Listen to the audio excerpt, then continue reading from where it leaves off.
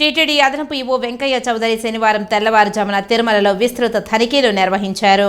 ముందుగా Vaikuntham queue complex 2, Krishnateja circle, Narayanagiri ఉద్యాన వనాలలోని షెడ్లు, క్యూలైన్లను పరిశీలించారు. ఈ సందర్భంగా టీటీడీ అందిస్తున్న సౌకర్యాలపై ఆయన భక్తులకు అవగాహన కల్పించారు.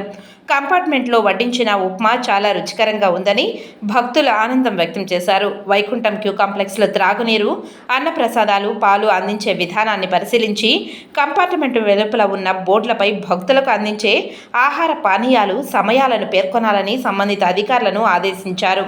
కంపార్ట్మెంట్లను నిరంతరం పర్యవేక్షించి ఎక్కడ జాప్యం లేకుండా భక్తులను దర్శనానికి వదలాలని అన్నారు. వైకుంఠం క్యూ కాంప్లెక్స్ కంపార్ట్మెంట్ నుండి భక్తులను దర్శనానికి పంపిన వెంటనే మరింత మెరుగైన పారిశుద్ధ్య చర్యలు చేపట్టాలని ఆదేశించారు. కృష్ణతేజ సర్కిల్ వద్ద భక్తులు క్యూ లైన్లోకి ప్రవేశించే మార్గాల వద్ద కొందరు ప్రైవేటు టాక్సీ, జీప్ డ్రైవర్లు అడ్డంగా పార్కింగ్ చేయడాన్ని గమనించి డ్రైవర్లను హెచ్చరించారు.